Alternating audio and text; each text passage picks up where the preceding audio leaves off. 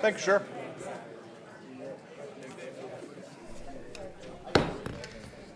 Good evening and welcome to the City Council meeting for Monday, July 7th, 2025. We will begin with a roll call and determination of quorum.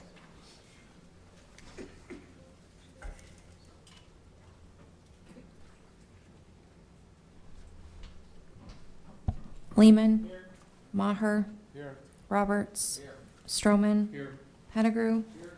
Seacrest. Here. Beaverdorf. Ham. Here. Evans. Roseland. Here. We have a quorum. Thank you. Next, we'll have an invocation by Brian McDaniel, followed by the Pledge of Allegiance. Before we get started, just a brief comment. Our hearts go out to all the victims of the Texas flooding right now. We're watching that number skyrocket. And I'm well aware that here in Rapid City, it really brings to mind the sobering realities of the 1972 flood. And in our community, we have many people who are survivors of that and have lost family and friends in that. And we know that this is, as we watch the Texas floods, and again, our hearts go out to them. We also know that in our community, it's a reminder of how serious that situation is. So our thoughts and prayers go out to the family and friends in the state of Texas and the Hill Country. We hope that they continue to find more survivors and that comfort and peace will be with the survivors as well and their families. So with that, we will move on to our invocation, followed by the Pledge of Allegiance. If you're able and willing, would you please rise? Thank you, Mayor. Would you join me in a word of prayer? Father God, we are so grateful for the presence of your Spirit and for our leadership here that is assembled to make decisions for our city, the communities that surround it that will be impacted. Lord, a new chapter is evolving tonight as they welcome Stephen Tamang and Callie Meyer, but also celebrating council members Jesse Ham and Pat Roseland as they step away. But we thank you for their contribution. And Father God, I pray as wisdom would be upon each one, as your word says, to call upon you. You are the giver of wisdom. When decisions are being made, that the Spirit of God and unity would be upon them. And even in moments when disagreement has happened, they would be able to step back, put aside personal agendas, put aside personal moments, but God, for the betterment of our city and our community. So tonight, God, we give you this time and this meeting, all the discussions, that you would be honored and glorified. And thank you, God, for the opportunity to serve your community, the Rapid City area. In Jesus' name we pray, and amen. I pledge allegiance to the flag of the United States of America and to the republic for which it stands, one nation, under God, indivisible, with liberty and justice for all. Thank you, everyone. Next, I'll entertain a motion to adopt the agenda. Motion by Lehman, second by Roberts to adopt. All in favor? Aye. Any opposed? Motion carries. Next, we'll move on to general public comment, a time for members of the public to discuss or express concerns to the council on any issue not on the agenda. Action will not be taken at the meeting on any issue not on the agenda except by placement on the agenda by unanimous vote of the council members present. I do have a handful of speaker request forms and growing. Set those on that stack. To kick us off, we'll go with Adrian Epp.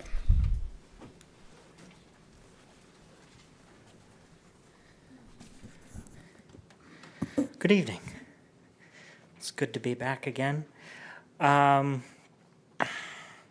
Nowadays, I don't have much time to prepare things, so I'll just return back to one of my earliest issues that I had, which was the expansion of the Sheridan Lake Road.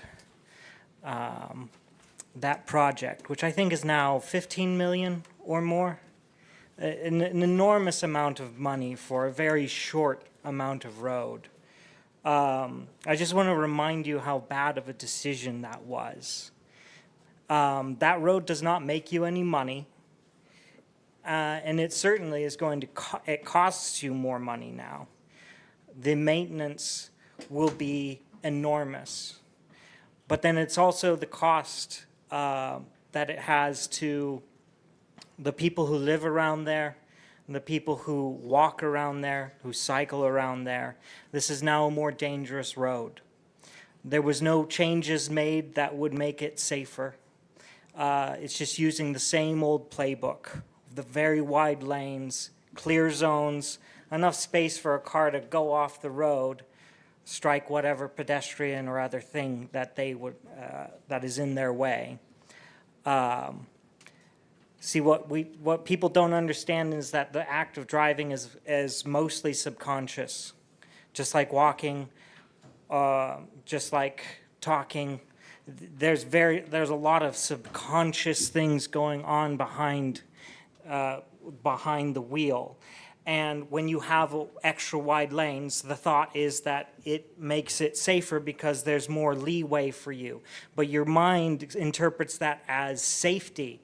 And so you are a less safe driver because you don't think you have to take all the precautions you need to. When there aren't trees on the side of the road or some kind of barrier, then you also feel like you can drive faster. It's safer because there's nothing to hit, but you are actually in more danger and the people around you are in more danger. This is something that has not been addressed in road design for about as long as we've been making roads for cars, because we are just relying on decades-old assumptions. That is what our road design is built on, assumptions.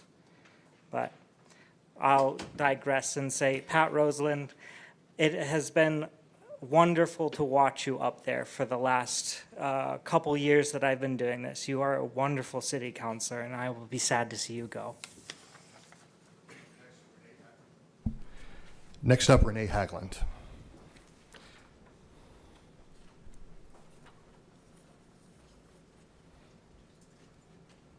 Good evening, council members. Good evening, Rapid City. How exciting that we get to celebrate the swearing in of two new city council members, Callie Meyer and Dr. Tamang. I don't know about you, but I'm super excited about that. I just wanted to talk about a couple of things.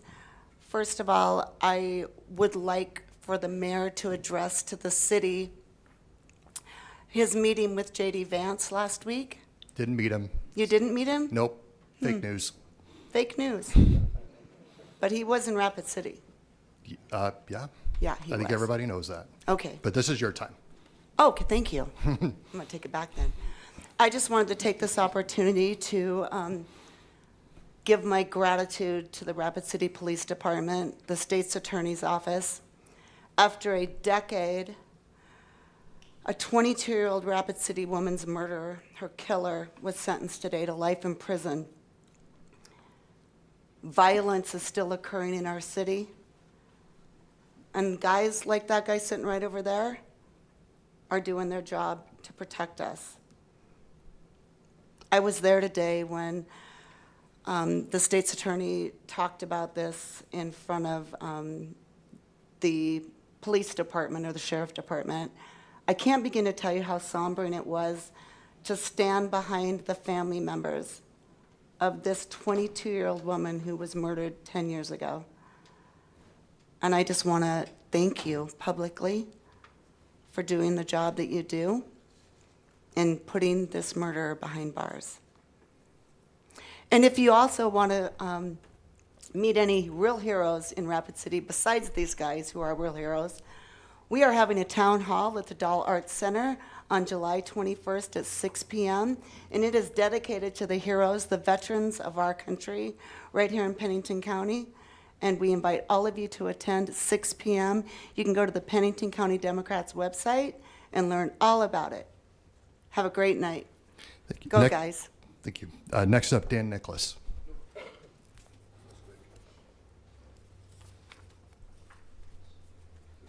This was kind of spur of the moment. I didn't know if I'd have a chance to even talk with you guys tonight. I thought I was late. But I want to talk about landlord abuses in our town. I don't feel like a lot of the people that rent homes in this town that are getting government funding are doing their due diligence to protect us from criminal activity. And we talk about Norwood or Star Hill or whatever it is up there, all the shootings that happen. It's time that the landlords start paying a price for it. It's happening in Denver, where they're starting to go after the landlords for not vetting the people that they rent to. And I think that's something, it's a tool in your toolbox. That's all I'm suggesting. I think you guys are trying to do the best you can. And I appreciate our police department. I appreciate the mayor. I appreciate the two people that are taking care of my ward. We have seen a little bit of decrease in the crime where I live, but it's still kind of violent, and it's kind of scary at times, often north in La Crosse.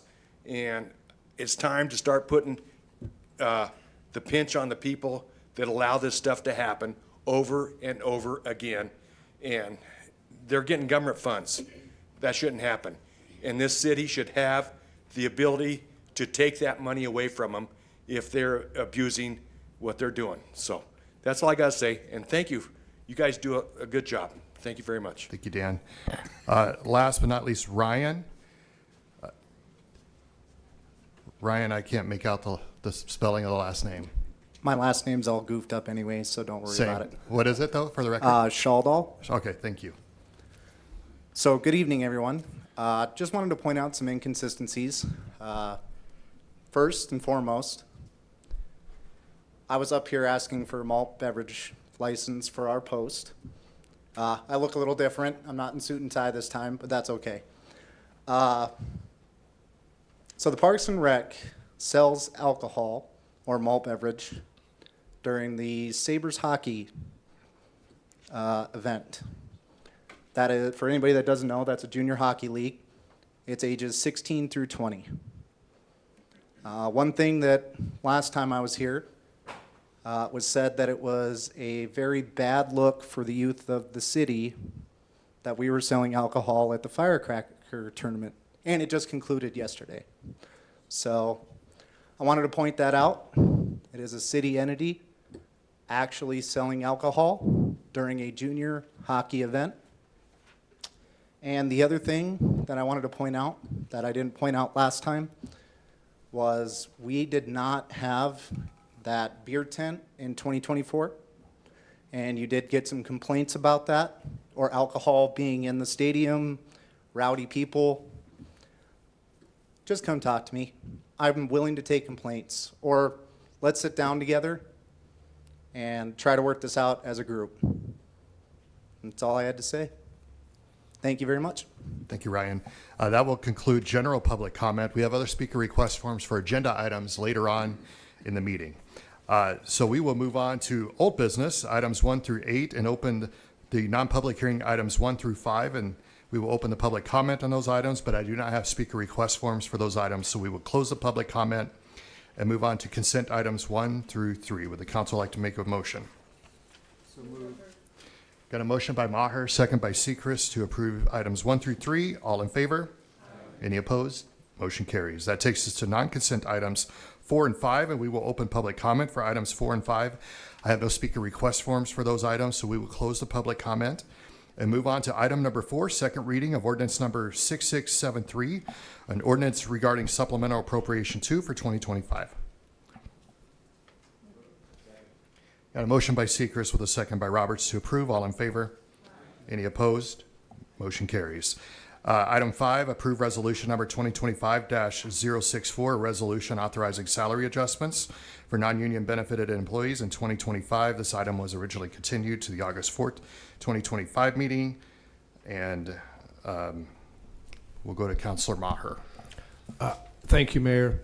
I brought this up, asked for this to be brought back at Legal and Finance, and it was passed unanimously 5-0.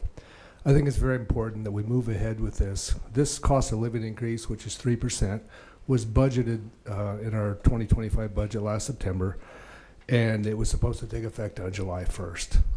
The city employees deserve this increase, and I know the council members have had a chance to spend more time with our HR director to understand a little bit more about compensation. So, you know, this is not a time to not take care of our employees. They take care of us. Rapid City for 7 months in a row has had the lowest unemployment rate in the nation at 1.8%, and we can't afford to lose city employees to other businesses. We must keep the cost of living increased to keep the salaries competitive. Thank you. Next up, Councilor Sechrist. I'd like to move to approve with back pay to July 1st and retain the floor if I can get a second. Got a motion by Roseland for a second. A Thank motion you. by Sechrist, second by Roseland. You have the floor, ma'am. Thank you, Mayor. I just wanted to provide a little bit of an explanation on this from my perspective. This item came before us, and there were quite a few last-minute questions raised from constituents and employees on the 3%, the fairness of the 3% raise. And anyhow, I've had my chance to spend some time with our HR director and feel comfortable moving forward with this and approving this tonight with the back pay to July 1st. So just making it whole from how it was previously on our agenda. And also just saying that I think as a council, as a group, we could do a better job of explaining our actions in that our city employees did deserve an explanation and why we had pushed this out as a whole, as a group. So just in stating that our city employees are our greatest asset, I do believe that this is 100% fair. I also support moving towards a pay-for-performance scale system, which the city is discussing and would be rolled out through the union and non-union alike. So I just wanted to state that. That was where I was coming from. Thank you. Next up, Councilor Pettigrew. Thank you, Mayor, and I will try to answer Councilwoman Sechrist question about our actions. First of all, I'd like to say I was absent at the last meeting when the item came up for the council raises. I would have voted against that.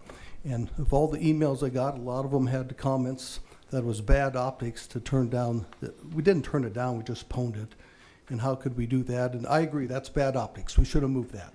But it didn't happen, and this is where we are today. But and relative to the COLA increase, the motion was not to deny it, it was to move it. We all had questions. I got probably more nasty emails than anyone up here because I'm the one who made the motion, but I want to remind everyone, 6 people agreed with me. And we all did our homework, we did some research, we dug into it, we all had questions. And the reason I brought it up is it was either at Legal, Finance, or Public Works. Someone on the dais asked our city finance officer, Dan Ainsley, who's an amazing man, so I'm not throwing him under the bus, how many people would this apply to? And he said 40 to 45. Didn't think that was a lot, but then our other fine employee, Jim Gilbert, our information officer, handed Daniel a note and said it was over 200 to 222. Well, that got my attention. Why the huge discrepancy? Now we're maybe talking hundreds of thousands of dollars, and it just raised a lot of questions. The entire council talked, emailed, texted, we all got smart, we all dug into it. Our intent was never to deny it, we just wanted to fully understand what was happening. This is going to probably pass tonight unanimously, I'm going to vote for it. But people have to understand 80% of our budget, 80% of our budget goes to employees, wages, and benefits. To me, that's a lot. So I did my homework. When I was on vacation, I had my cell phone, spent a lot of time on there. And I found out there's a lot of cities where only 40% of their budget goes to wages and benefits. Got my attention. A lot of cities where it's 50 to 60%. Some where it's 70 and some where at 80. So as a city council, really the only area that we have in the city to kind of, I don't want to say control spending, manage spending, is the general fund, and these come out of the general fund, so that's why we're asking the questions. I think in order to maintain these wages, because our employees work hard, they're on the job, they put in long hours, I appreciate every one of them, we have three options. We can eliminate staff, we don't want to do that, but that's an option. We could eliminate services, which in turn would eliminate staff, or we could raise city fees, or do a combination of the three. Because some of our city fees have not gone up for 25 years. And when you go to the supermarket, you aren't paying the same amount 25 years ago for milk as you're paying today. As costs go up, we have to raise fees. In closing, I was deeply, I don't want to say offended, but one of our council people said he was ashamed that the council moved that. There is nothing to be ashamed of. We're up here representing the city. If the city goes broke, the council's going to get blamed for it. If the city shines, the administration takes the glory. We're just doing our job, due diligence to make sure that all the I's are dotted and the T's are crossed. I will support this because the employees are entitled to it, but I did not appreciate all the nasty emails I got from city employees in reference to this. If you're going to write me a nasty email complaining and bitching to me, I expect to get a nice email tomorrow morning thanking us for passing this. Thank you. Next up, Councilor Evans. Well, I couldn't say it better than Mr. Pettigrew did, but I can say that I think I can speak for Mr. Stroman as well, that we want to reiterate what he said. Cost of living increases should not be automatic all the time. And my particular gripe with this one, and the reason I voted no at that time, and we will all probably pass this unanimously because it's already been negotiated, but we have to send a message that there needs to be some changes in how things are done. And I personally am never in favor of across-the-board 3% raises because it seems to, if you're making $200,000, and we do have people that make that, that's $6,000. If you're making $100,000, that's $3,000. But if you're only making, $30,000, $40,000, $50,000, it's way down there, and that's not much help when you're trying to keep up with the inflation, the cost of gas, the cost of food, the cost of insurance, the cost of housing, and everything else.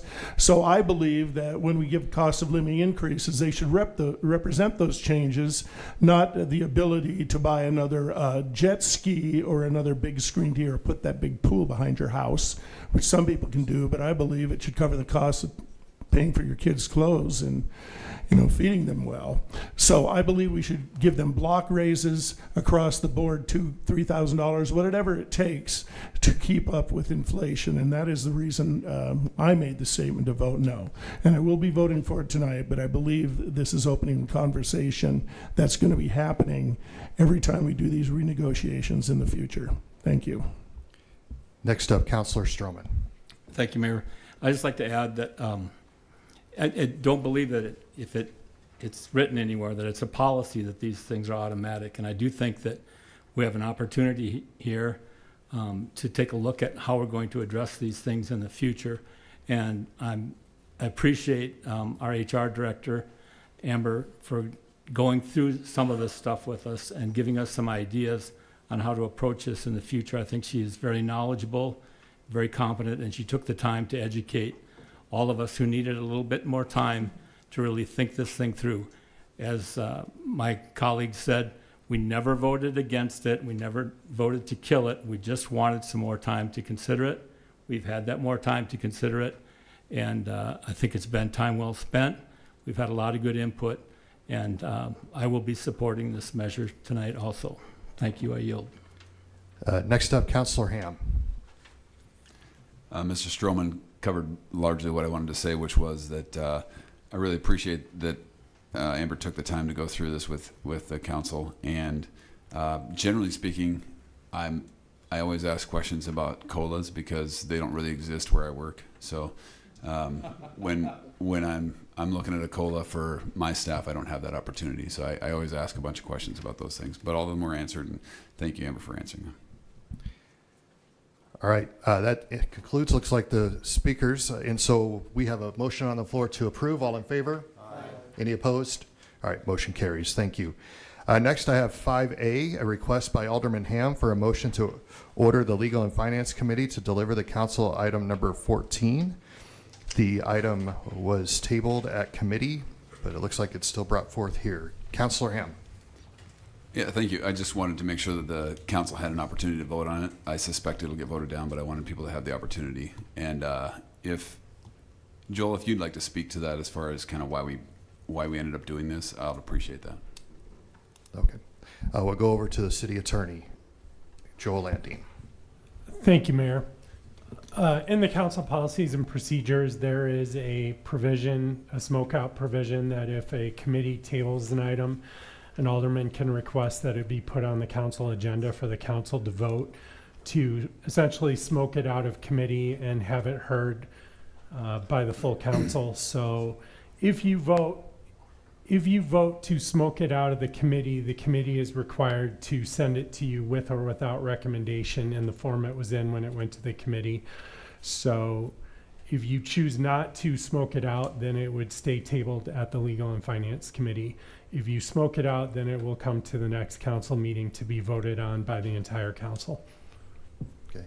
I didn't read the rest of it for the sake of those watching. It's a request by Alderman Ham to move general public comment portion of the city council meeting from the beginning of the meeting agenda to the end of the agenda pursuant to section 6.10 of the city council's policies and procedures, just so you knew what we're talking about.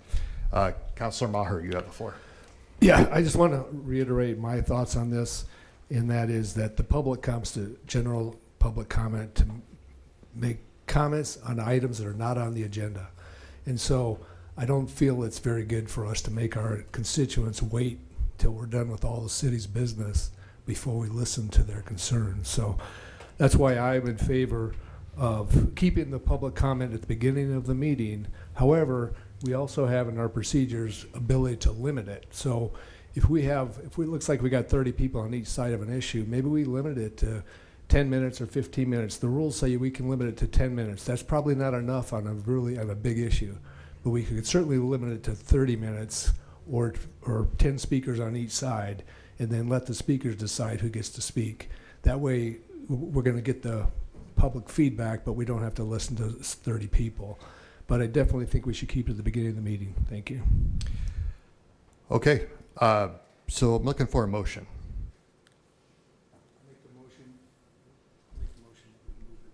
Or we keep it the same, or we don't take it off the table. Okay, the motion to leave it on the table. Do we have a second? With a second, so a motion by Maher with a second by Roseland to keep it on the table. All in favor? Aye. Any opposed? Motion carries. That takes us to the end of the non-consent items for old business, and we will move on to public hearing items 6 through 8 and open the public hearing for items 6 through 8. I have no speaker request forms for those items, so we will close the public hearing and move on to consent public hearing item 6. Would the council like to make a motion on that item? Motion by Roberts and a second by Seacrest to approve. All in favor? Any opposed? Motion carries. That takes us to the end of consent public hearing items for old business, and we will move on to non-consent public hearing items 7 through 8. Item number 7, second reading of ordinance number 6668, an ordinance amending section 17.06 of the Rapid City Municipal Code. A request by Advanced Design Engineering and Surveying, Inc. for 3133 Holdings, LLC, for rezoning request from General Agricultural District to Low Density Residential District 1 for property generally described as being located at the intersection of Link Lane and Hideaway Lane. Motion by Lehman with a second by Ham. All in favor? Aye. Any opposed? Motion carries. Item 8, second reading of ordinance number 6669, an ordinance amending section 17.06 of the Rapid City Municipal Code, a request by Advanced Design Engineering and Surveying, Inc. for 3133 Holdings, LLC, for a rezoning request from General Agricultural District to Low Density Residential District 2 for property generally described as being located at West Ridge Road and Dunham Drive. Motion by Ham, second by Seekers to approve. All in favor? Aye. Any opposed? Motion carries. That takes us to the end of the non-consent public hearing items for old business. And now we will move on to our transition time as we say farewell to 2 council members, and we will swear in our 2 new ones as well as our other 3 council members. Will the outgoing council members please join me up front here, Jesse Ham and Pat Roseland.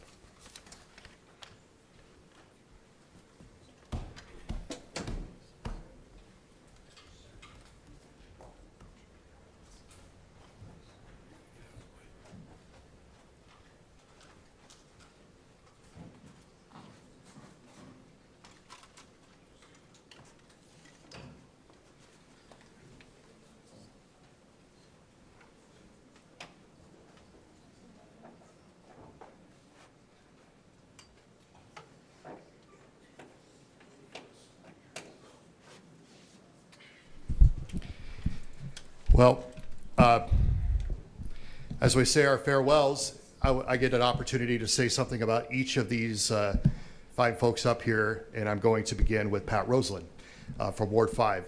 I had the honor of serving both with Pat Roseland and Jesse Ham for a year on the city council together before the folks elected me mayor. Pat Roseland, if you know him, he was active before he was ever a council member. So he was able to hit the ground running from day one. There is no better historian for Rapid City than Pat Roseland. If you want to know anything about the history, you ask Pat Roseland. He probably knows it. He probably has artifacts about it. And he has a great story to tell. He has been a passionate advocate for the arts, for culture, for our history. But you would think somebody with the eyes towards the past would be focused on the past. But Pat was more visionary than that. And he would use the past to really set forth the future. Pat, in one word that I would use to describe you, is gentleman. Everybody loves Pat because he dedicated himself so hard. He went to everything. He worked hard. He asked good questions. Even when I didn't agree with him, he was a gentleman about it, which I appreciate. There are a few times I'd razz him, but that's the way it goes sometimes. But Pat always stood on his own 2 feet. He's a great man. He's a great Rapid Cityan.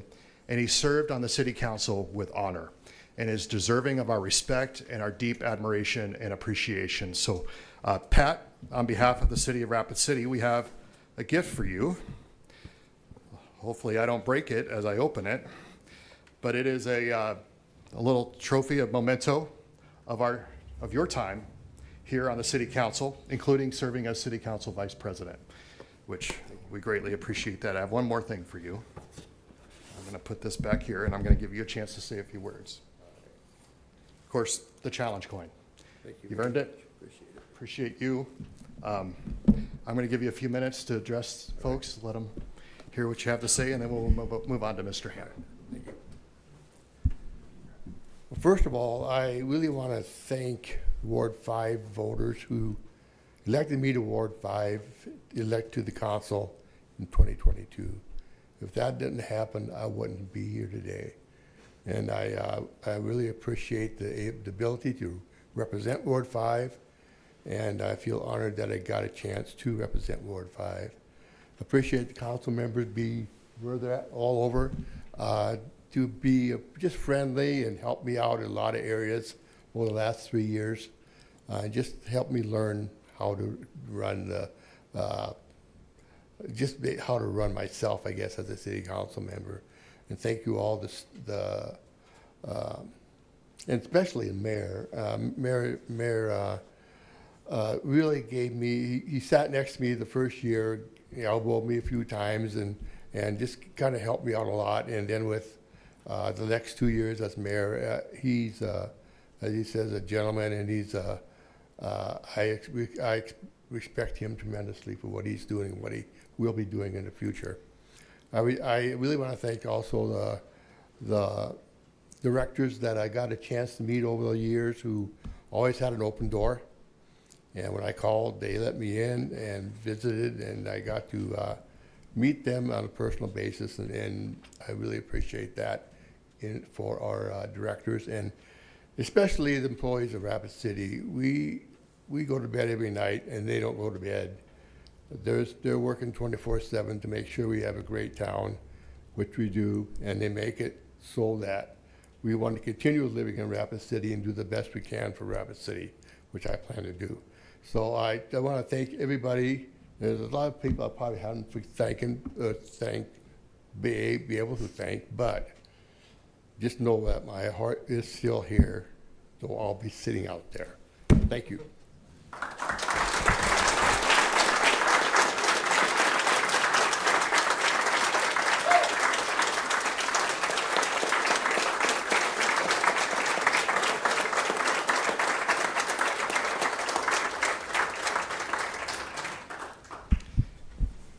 Thank you, Pat. It's been an honor. It's also been an honor to serve with Jesse Ham. Jesse is about one of the most passionate people you'll ever meet. In fact, if I had to describe you in a word, it's probably bold. Jesse is unafraid. If you want to know where you stand with Jesse, just ask him, and he'll let you know. And it's one of the things I think has really set him apart.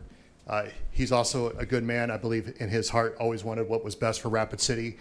He thinks outside of the box sometimes, and which has been made for some fun discussions and such, even tonight, that's what Jesse does. And but I think that's probably why he's been successful in life. And he has been a true public servant for this community. We are very, very grateful for all that he has done, the sacrifices that he has made. It is not easy to serve on city council when you're running a business or a practice and you got a family and all sorts of things going on, but he managed to make it work. I know that's been quite the pace. Hopefully you get a chance to breathe a little bit now, Jesse, but Jesse, you've been awesome. Appreciate you. I have a lot of respect for you. You're a great man. I think you brought a lot to the table. You will be missed, but we know that you'll still continue to be a force for good in this community wherever you go.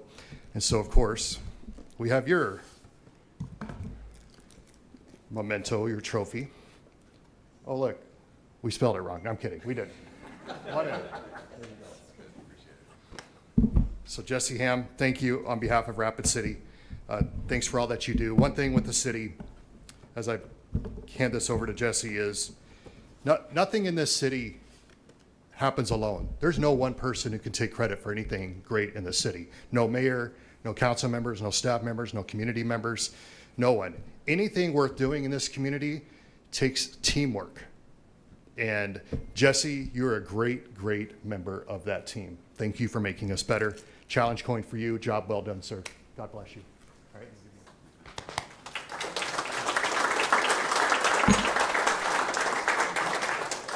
So I asked Mayor if he wanted like a 30-second rendition or like a 30-minute, and you guys have been here a bit, so I'll keep it a little tighter than 30 minutes.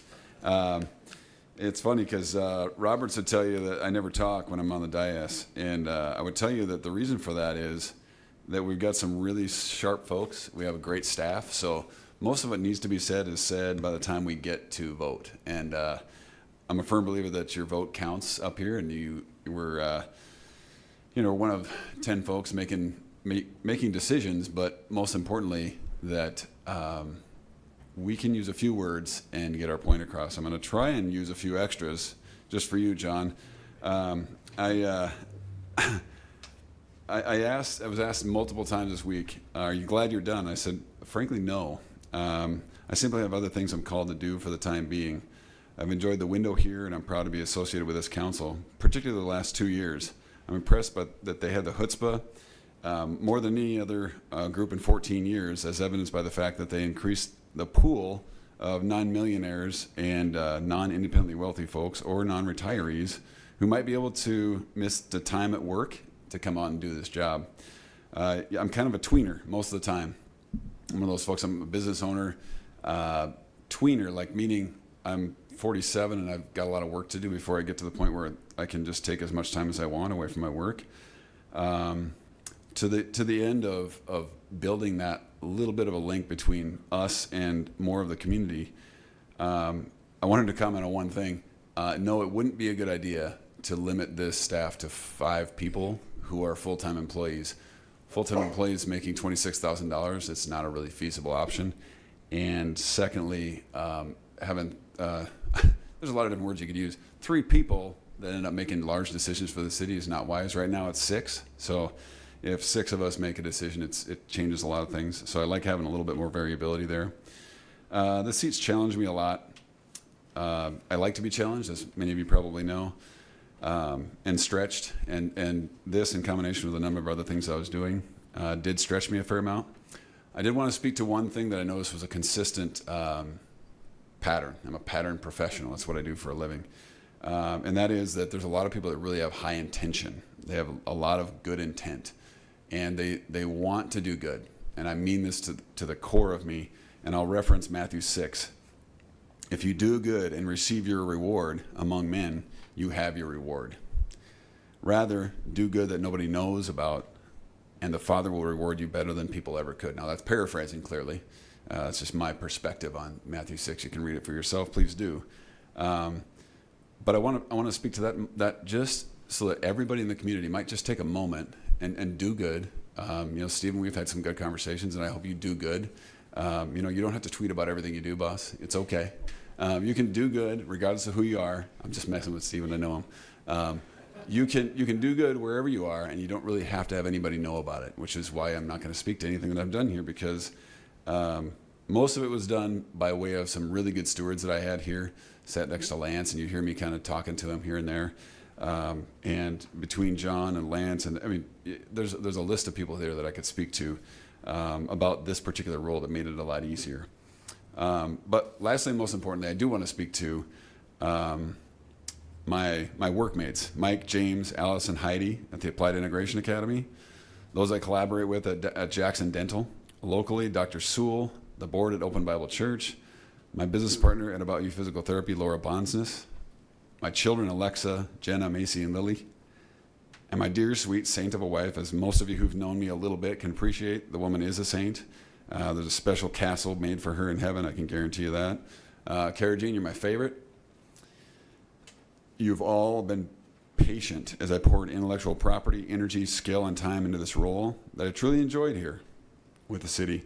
You've each sacrificed by picking up the slack when I have felt the call to the seat. I could rave for hours about the people in my life who have allowed me the freedoms to do a decent job during my tenure here. And I say decent because I'm objective. I've been challenged and stretched to be a part of a collaborative team that's very rare in governance. I've watched thousands of them. Cooperation from city staff has been steady, increasingly consistent, noticed, and appreciated, though I don't speak to it very often. Thank you all on the council for being kind enough to be candid and yet largely cooperative with one another. Yes, even our resident curmudgeon Bill has shown us how to object without being objectionable. And by the way, Bill has a license plate that says curmudgeon, so I'm not insulting him. Now I pray unique and individualized blessings over each of you as you march on. My very best to each of you in your respective roles serving the city I love. Good night, guys.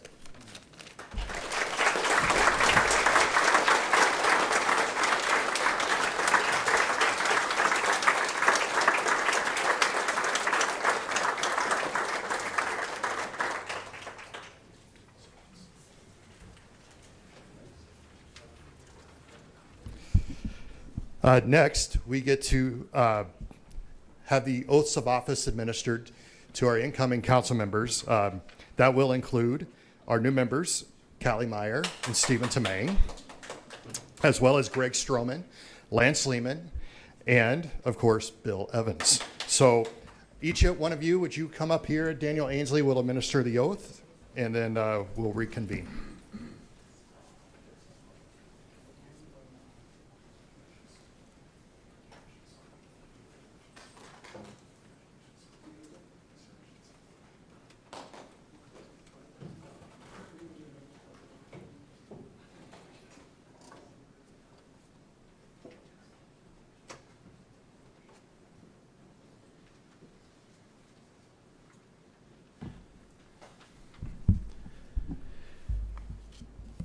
If you would please raise your right hand and please repeat after me. I state your name, solemnly swear that I will support and defend the Constitution of the United States and the Constitution of the State of South Dakota against all enemies, foreign and domestic, that I will bear true faith and allegiance to the same, that I take this obligation freely without any mental reservation or for the purpose of evasion,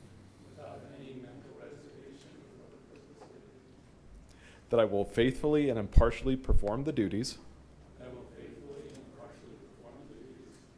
of the office of Alderperson, Rapid City Council, Rapid City, South Dakota.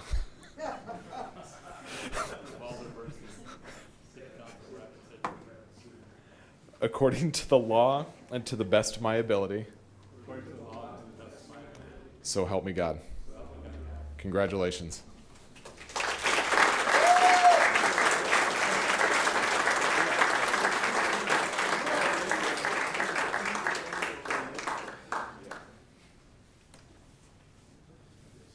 You do need to sign a few things though. We could get all the council members together. Oh.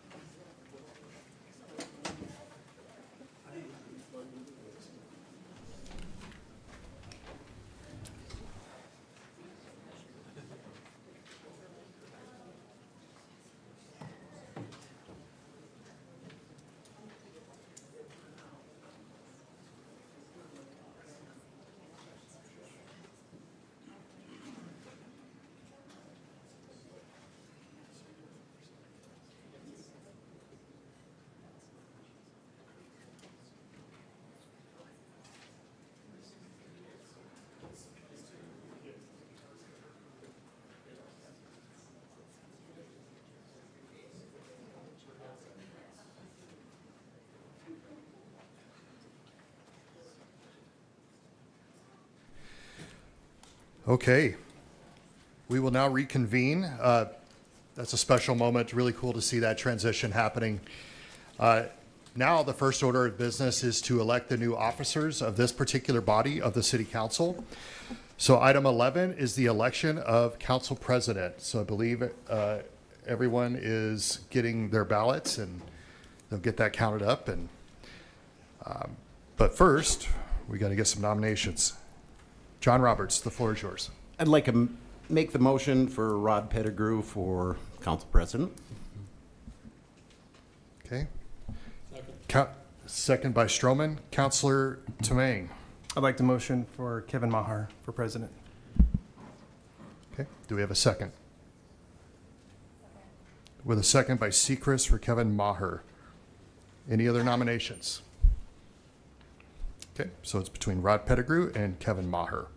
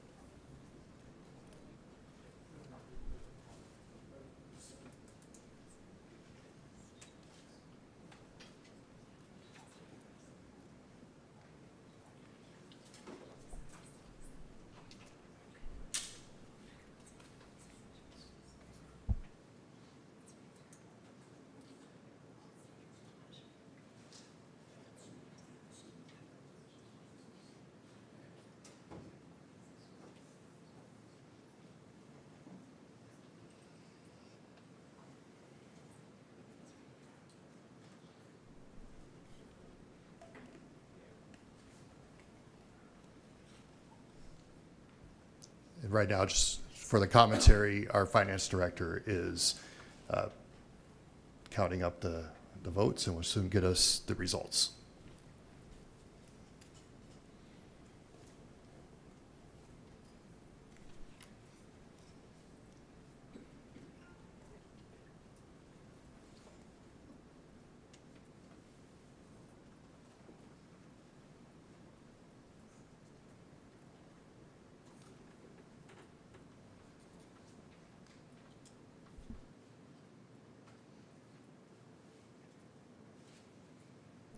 All right, by a vote of 6-3, we have one member missing tonight. Rod Pettigrew is your new council president.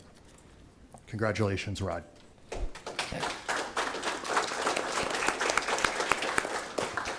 Now, item 12 is the election of council vice president. And for that, we'll wait for some nominations to come in here. All right, Councilor Roberts. I'd like to make a motion for Bill Evans for vice president. All right, we have a motion by Roberts for Bill Evans with a second by Lehman and Kevin Maher. Yes, I would like to nominate Lindsay Seacrest. Okay, got a motion for Lindsay Seacrest. Do we have a second? Who is that? Oh, it's Tamang. Okay. The second by Tamang for Lindsay Seacrest. Any other nominations? All right.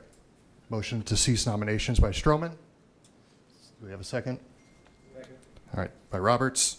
And we'll move on to the votes.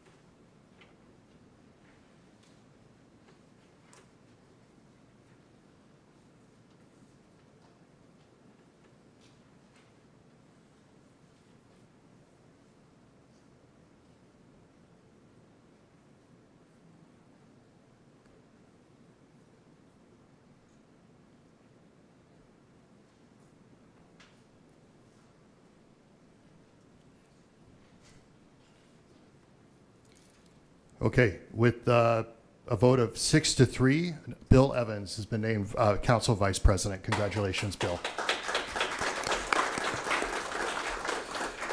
And I think at this time, the vice president and president will take the seats, and our other council members will take their place. And then we'll do a little rearranging up here.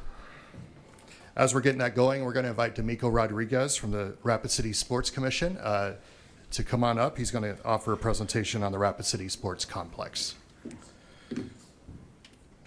Just a moment, D'Amico. Yeah.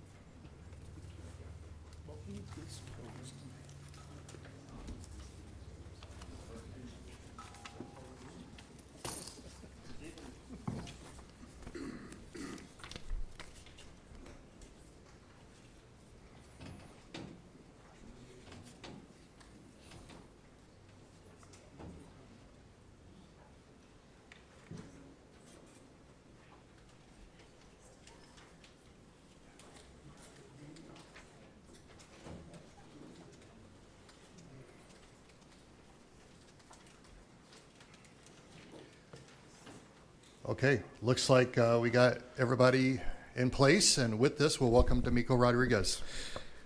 Thank you, everybody, for the opportunity to come here and explain how we got to this point. I know there's some agenda items later on outlining the sports complex, and I just wanted to give some context as to how we ended up getting to this point, the Rapid City Sports Commission.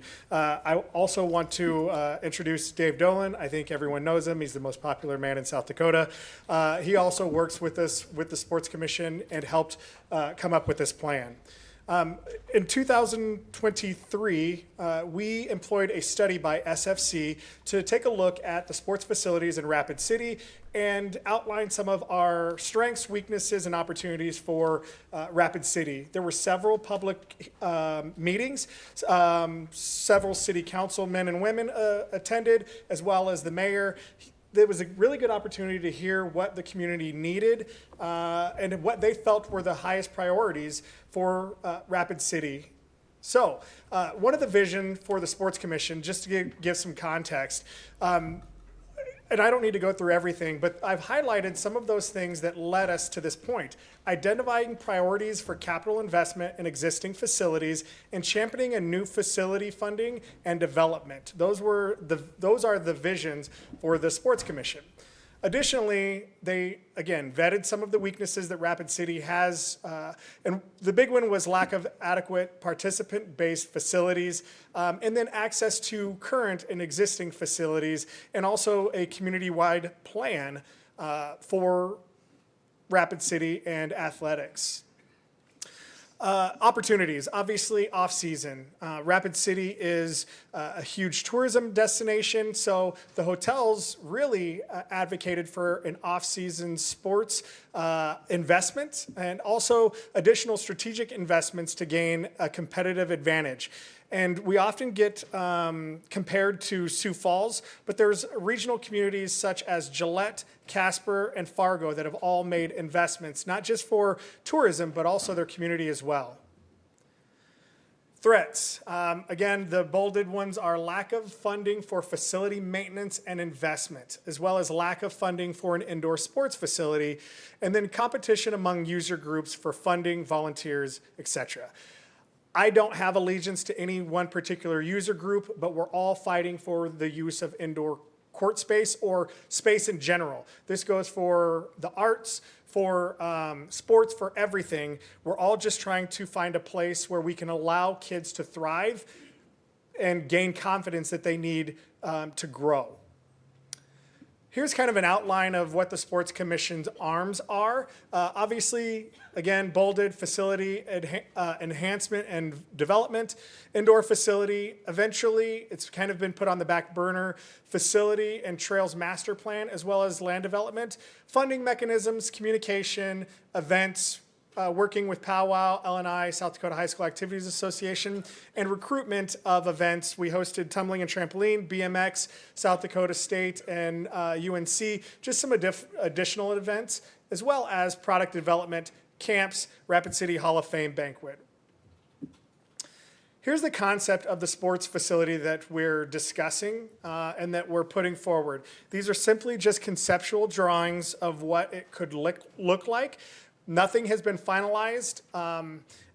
Even though we now have a place for the facility, this is just an outside look at what it could be.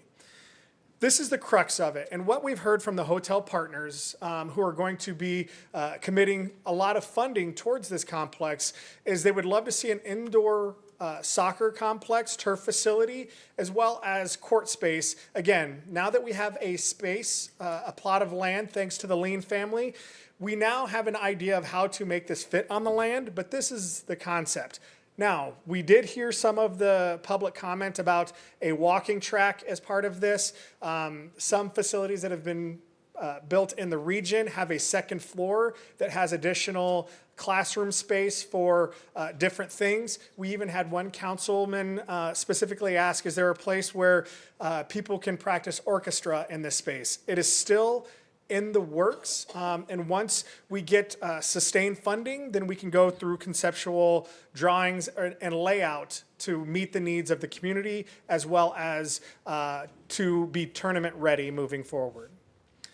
Again, I'd mentioned the location. We did the press conference on 143rd in Seeger. Again, thank you to the Lean family. They donated the land, and obviously there's going to be additional discussion. Liberty Land is proposed across the street of 143rd. Potential uses, shared usage, and synergy for the two projects. That will come up a little bit later. I think the big thing that people are wondering is how is this all going to come about? As you know, on the agenda, there is a proposed TIF for the donated land with the partner of Black Hills Energy and encompassing a couple of future developments. There's an opportunity at a conservative amount for TIF funding, about $15 million. A hotel bid, and I mentioned it previously, the hotels have requested or have supported an additional $2 occupancy tax, which will generate about $20 million total. And of that, about $800,000 annually will be for debt service, with an additional $400,000 will be used for maintenance and ongoing maintenance of the complex, ensuring that the community doesn't foot the bill on any of this, unless you're staying, of course, in a hotel. This will not be a burden on the taxpayer.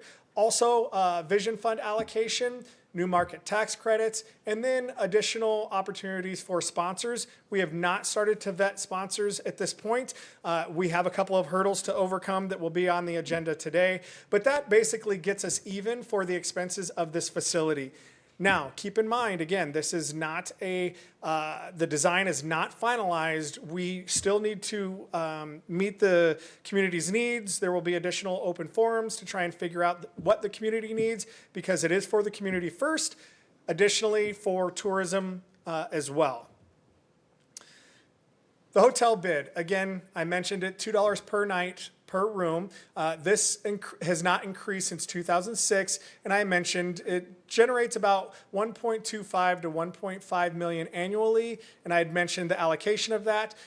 It would take effect 90 days after the passage by the council, and then also the funds would then not only help with the building, again, the maintenance, but it'll also help the efforts of the Sports Commission to help invest in future or current facilities in Rapid City as well. Again, the proposed sports complex would meet the need for indoor space. Again, I say this every time I speak. Rapid City doesn't have an indoor community center, so this would help suffice that as well. Again, the model around the United States is Monday through Thursday for community use, weekends for events, and then we would also try to grow current events. There are several events throughout the winter months that could grow with the use of the box, the monument, and the space. We could host some very large events to increase our tax base for Rapid City. Again, thank you to the Lean family for their donation. But also, I just want to continue to emphasize, this is not a burden on the city budget. These funds will be paid for by visitors. This is a standard across the industry. Again, this will not be a burden on the taxpayer or the city's budget.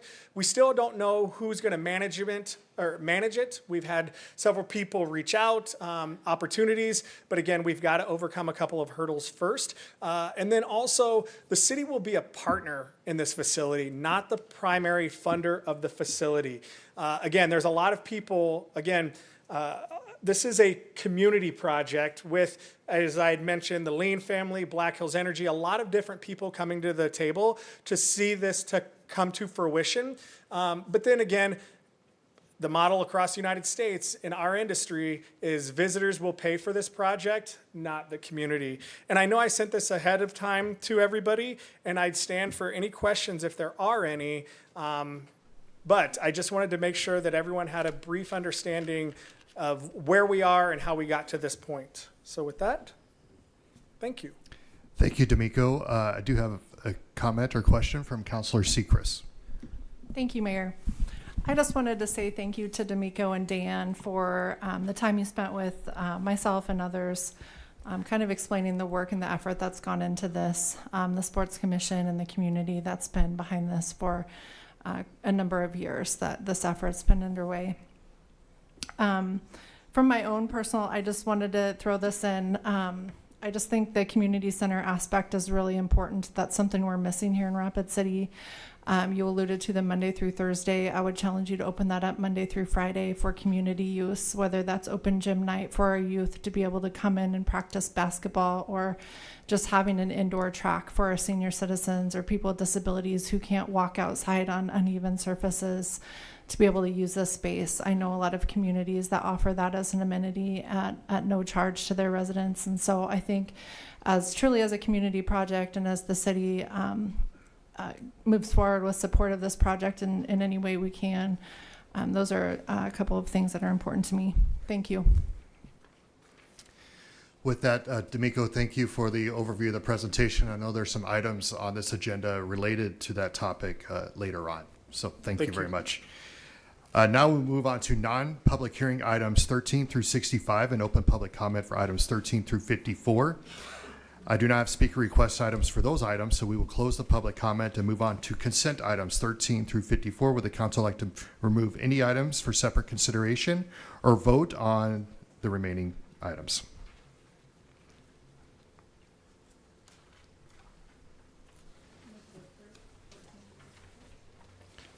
Okay, we got a motion by Sechrist to approve items 13 through 54 with a second by Roberts. All in favor? Any opposed? Motion carries. That will take us to the end of the consent items, and we will move on to non-consent items 55 through 65 and open public comment for items 55 through 65. I have a handful of speaker request forms. First up, we have Mel McGowan. Mel, you have 3 minutes. We'll have a countdown timer right above us here. Hi, thanks for letting me come before you. It's an honor and privilege to be involved with the Liberty Land Project over the last 5 years in partnership with the Lean family, Pete Lean and Sons. When we started this project, our firm represents about 100 architects, Imagineers, landscape architects, and planners involved with a few billion projects under construction around the world, from LAX to islands in the Kingdom of Saudi Arabia. I always get the question asked, what's my favorite project? And I'm not just saying this because I'm here with you, but by far this is become my favorite child, which is always a tough question for any parent to ask. Again, over the last 5 years, working with stakeholders in the communities, when we started this process, we began with a process we consider sacred called the Story Circle, of just inviting different stakeholders. What are the stories that could be shared, the soil-specific stories in the context in the region. And really what came out of that was this idea of celebrating the big idea that is America, the Black Hills, through these 5 districts in this kind of first-in-kind destination district. This isn't a simple amusement park that's just operating a few months of the year. Really, the intent from day one was always to raise the bar, raise the visibility of the region. Really not just to visitors that already are visiting the Black Hills, but really of the entire nation, and in fact to the world. We think that there's just a unique perspective here that can be gleaned on, again, the big idea that is America, which is close to my heart as the son of a Vietnam veteran, as a former ROTC cadet, a West Point wannabe, dad of 8 kids, adopted from around the world, trying to instill in them what it means to have this idea of freedom, the possibility of Vietnamese refugees in my family that were able to come on boats, get a career and a job, buy a home, establish an orphanage in central Vietnam, and retire well and live the American dream. It really is something that is only possible, I think, in this place in history. And again, we've designed this project to be something that it can be done year-round, that has 5 unique districts that celebrate multiple aspects of American history and American stories, from the first Americans to the next generation of Americans. And again, to have destination retail, experiential retail, like chainsaw artists that are demonstrating their craft, food and beverage from across Americas, including a food hall, in a airplane hangar celebrating Ellsworth Air Force Base at Victory Field, next to a flying theater where you can simulate hang gliding over the national parks and the American big idea of national parks, America's best idea. And again, all designed to allow visitors to live, work, stay, and play in a place that you're blessed to call home. So Thank thanks you, for Mel. letting me here. Next up, we have Ali Fermonic.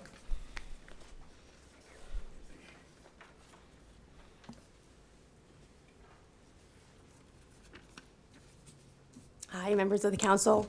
Thanks for the opportunity to speak this evening.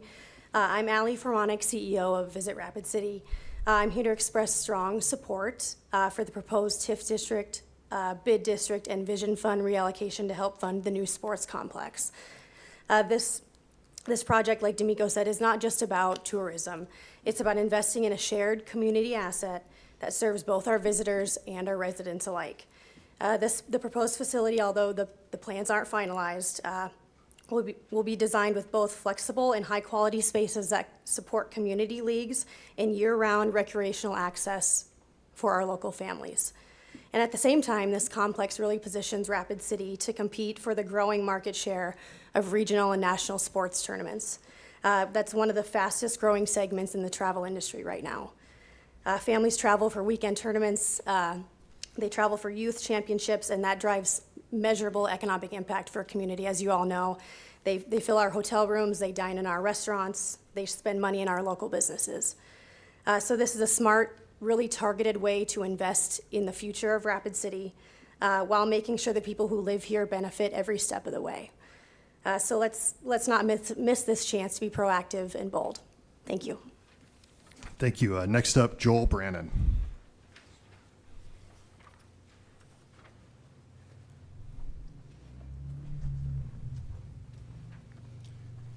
Thank you, Mr. Mayor.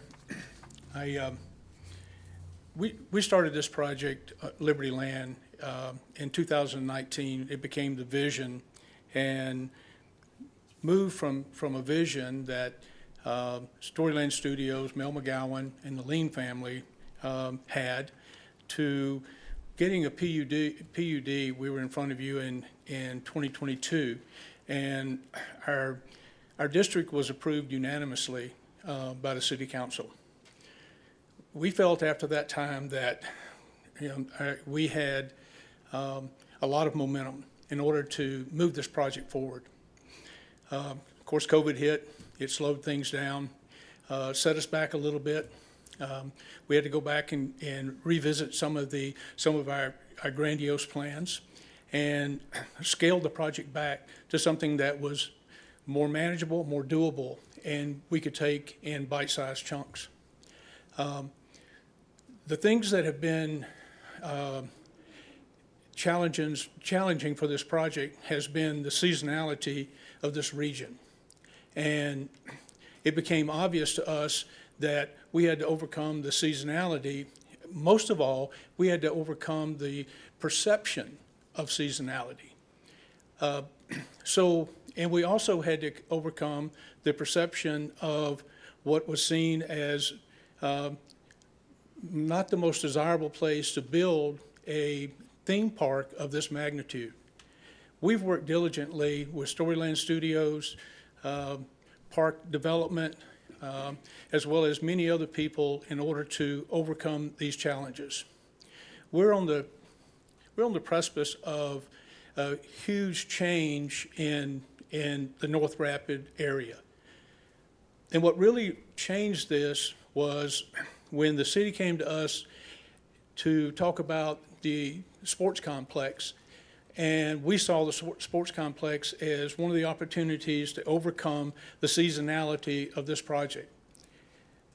Next week, we have 4 anchor tenants, owners of anchor tenants, scheduled to come into Rapid City to look at the area, talk to their partners, and look at this as a true opportunity for something really special. I see the sports complex and Liberty Land as hand in glove. Without one, we don't have the other. I just want to remind you that when Walt Disney went to present his plan, he presented it to Burbank. Burbank denied it. Anaheim accepted it. Thank you. Thank you. Next up, we have Sam Brannon.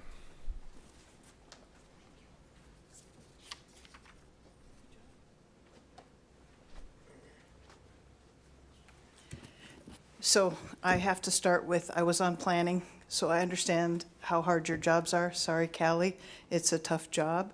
I'm really sorry, Dr. You're going to be, Tameng, you're going to be so busy. So thank you for what you do. The other thing, I'd be remiss if I didn't say thank you very, very, very specifically to Greg, to Bill, to Jason, to John, and to Lance. And also, Pat, thank you, and I think Jesse's already gone. You guys were the ones that were unanimous on this destination district, and you believed in our vision to try to bring people from out of the area to try to lift everybody's boats will float with rising tides. And we wanted that so badly for Chuck Lean. Chuck Lean wanted to do something big for Western South Dakota. Luckily, I have a great boss who has let me work on this for years. Joel's right. We've spent millions of dollars and millions of hours to get it to this point. I'm getting emotional because he was a great man, and it's this close, this close. All they need is for you to understand that what we're trying to do is build the infrastructure with the sports complex and with Liberty Land to lift all boats in this area and to make a big impact for Western South Dakota. He believed in Luke 12:48. I didn't know I was going to speak tonight, but I was really inspired by Jesse. But Luke 12:48 is, to whom much is given, much more is required.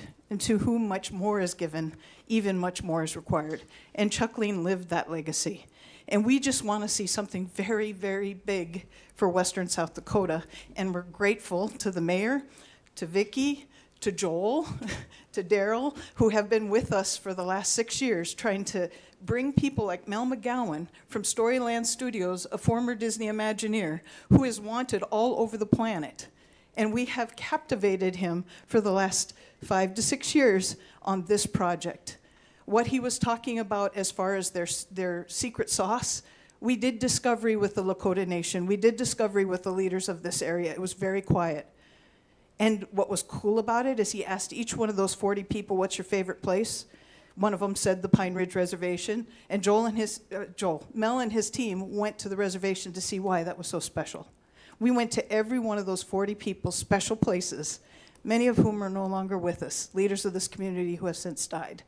It's been a long process, and I'm so grateful that Joel, my husband, has taken over for me because I got tired, quite frankly. I'm thrilled that Mel is staying with this, and I'm even more excited that our boss, Pete Lean, has been funding this at no benefit to him, but trying to lift this community. So I hope you understand the shared infrastructure with the city sports complex and Liberty Land is what we're after. So we're for 60, 61, 62, and I hope you prove it. Thank you. Thank you. Next up, Mike Stetson.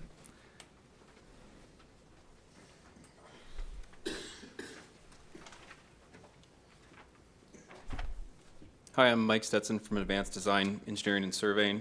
I'm speaking for item 57. We're asking for the appeal of the denied exception 25EX 043, which is to construct Dunham Drive as a 26-foot wide asphalt pavement street rather than 34 feet wide. This is for the Rough at Arrowhead Subdivision. It's located southwest of the Arrowhead Country Club.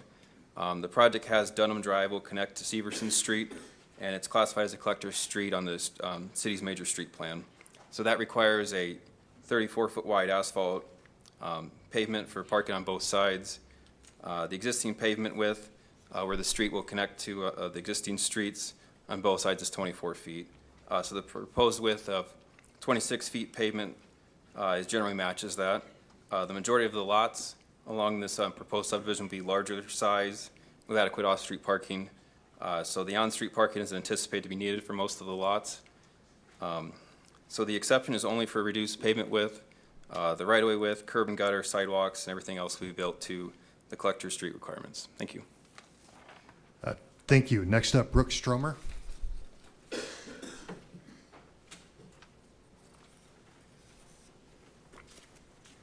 I'm speaking about item 65 as an appeal. There's an addition to a home going directly above 4915 Copper Hill Court. There's a significant drainage through that whole area, not all caused by the 5100 home that's directly above that is expanding. However, we are asking that through this stipulation, that there is some fair amount of mitigation to runoff water considering the extreme increase in square footage of that home. And that's basically it. Thank you. Next up, Kale McNabo.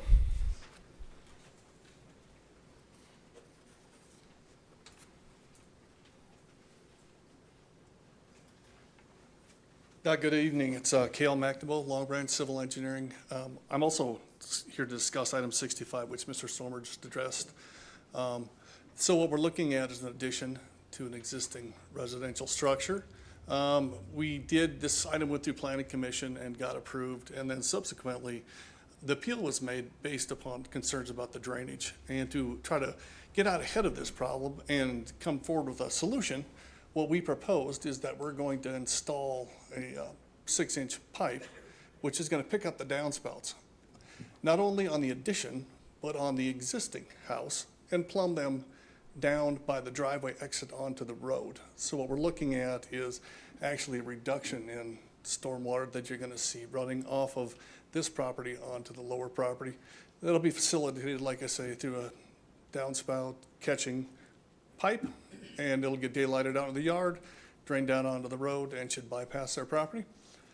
You know, that being said, the vast majority of this addition doesn't actually drain onto the subject property. Portion does, and I provided a drainage exhibit, which is attached to the back of your packet for item 65. So if you have questions, when we get to that item, I'd be more than happy to address them.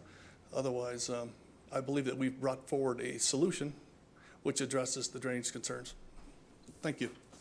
Thank you. Next I have Gerald Nepper. Gerald, did you want to speak? You have on here available if necessary. Okay, just making sure. And the final speaker request form is for Calvin Luke.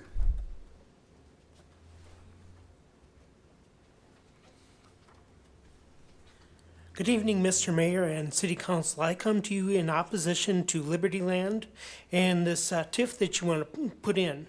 What it is going to do is going to raise property taxes, and there's people and senior citizens that are living on a fixed income cannot keep affording to pay property taxes. They are moving out of their homes, and I've read an article that the property taxes here in Rapid City are comparable or even higher to Denver.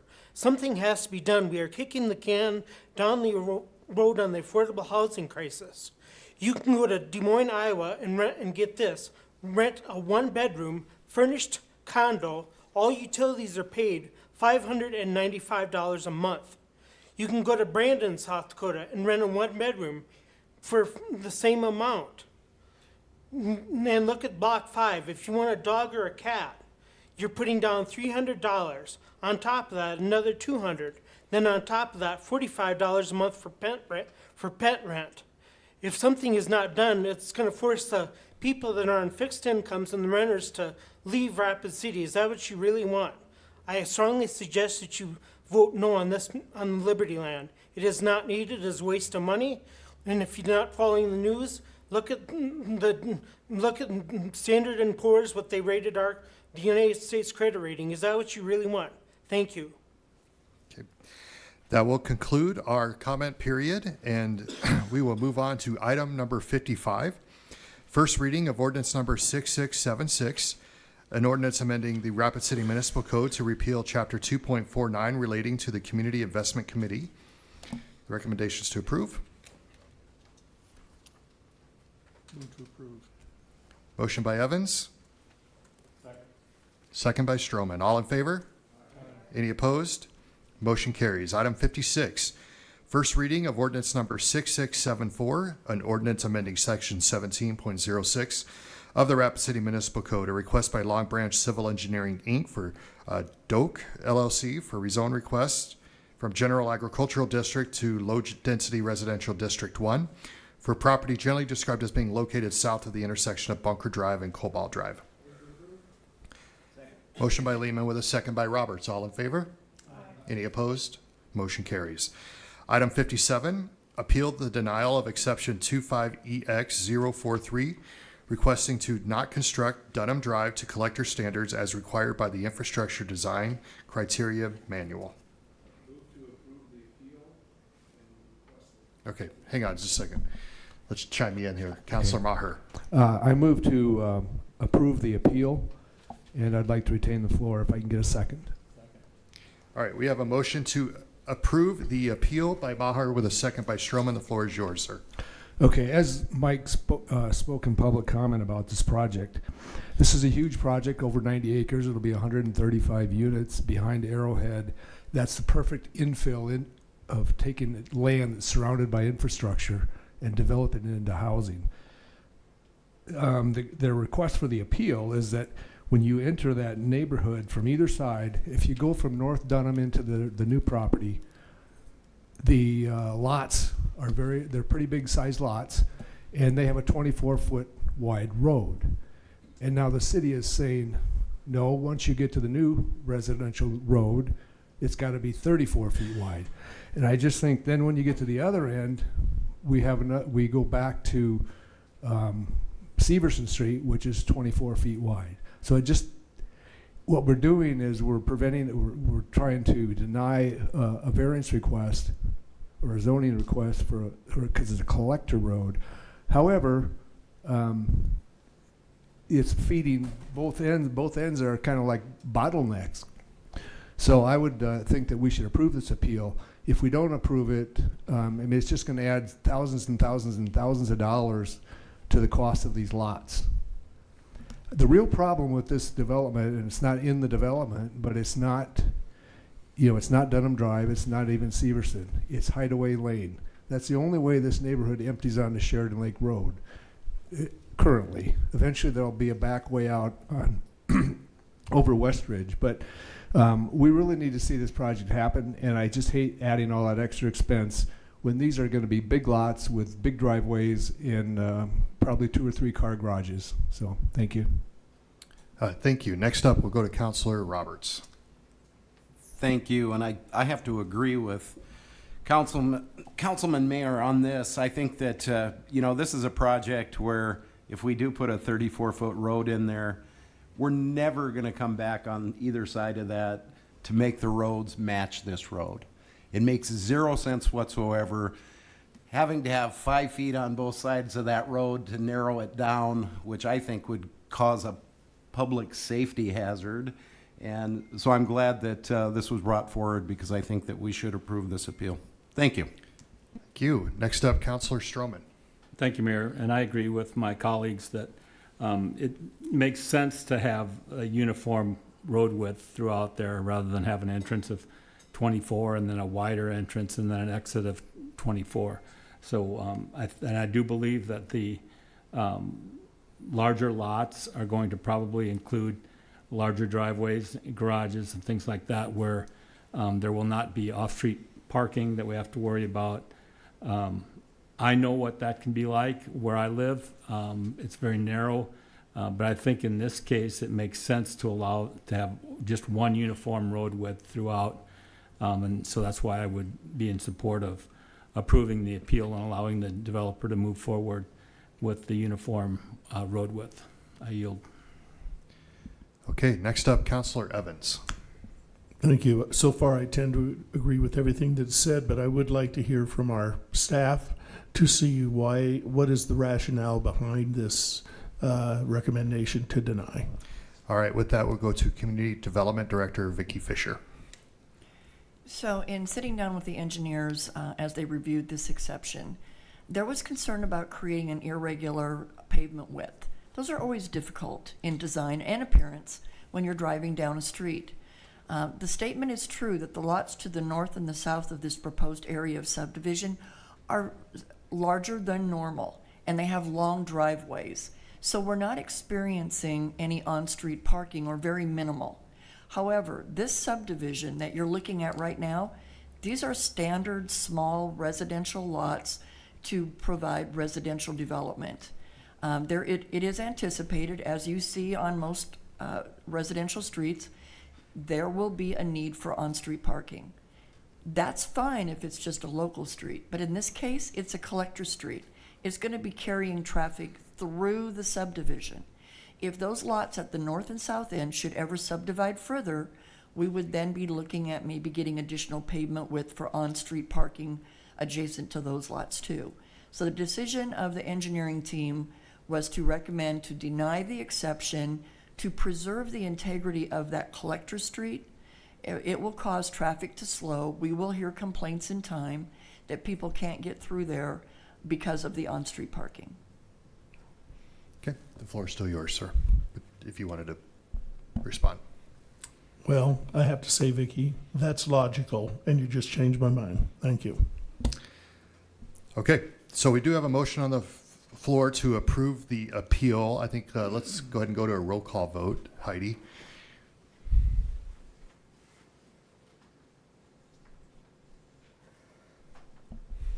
Lehman. Aye. Maher. Aye. Roberts. Aye. Stroman. Aye. Pettigrew. No. Sechrist. Aye. Tamang. No. Evans. No. Mayor. No. Motion passes 5-4. Okay. Now on to item 58, a resolution number 2025-077, a resolution amending the 5-year plan of projects and programs to be funded from the vision account by increasing the amount allocated to civic improvements by $5 million. Councilor Evans. Those of you who followed me over the last couple of years know that I am in opposition to any of these such uses of vision funds without the input of the citizens. When we go back to when the fund was originally, voted on by the citizens to build the Civic Center and how it evolved over the years, it's always been money by the citizens for the citizens to spend it for citizens project. And over the last couple of years, it's evolved into something completely unlike the voters ever intended. And I will continue to be in opposition to this kind of stuff. I said 2 years ago about a year and 9 months ago, when we started changing how these funds would be allocated, it would end up being a slush fund for pet projects. And I see this is exactly what this has turned out to be. $5 million suddenly miraculously appears out of nowhere. We've got people that went through the whole process and were denied any kind of funding whatsoever. I think of how there's never been any money for the swim center. They keep coming back to us year after year after year to get an enclosed structure. And that would cost $6 million. They have $1 million. Gee, we could build it with that. So I think this is just categorically unfair. I think it even borders on the unethical and illegal. So I'm going to continue to oppose any kind of use of vision funds when they're being allocated in this way. Thank you. Next up, Councilor Pettigrew. Thank you, Mr. Mayor. I agree with Councilman Evans. I think where did this $5 million come from all of a sudden? I know Daniel gave us an explanation, but if it's vision fund money, why doesn't it go back to that committee that was overseeing the vision funds and let them make a decision? I'd like to know who made the decision to take this $5 million, call it vision funds, and put it toward this project. I just have a big issue with that. I think, like Councilman Evans said, we're distorting what the vision fund was set up to do, what we're trying to do with it, and I just think it's not credible to find an extra $5 million, call it vision funds, and throw it in this project. So I cannot support this. Thank you.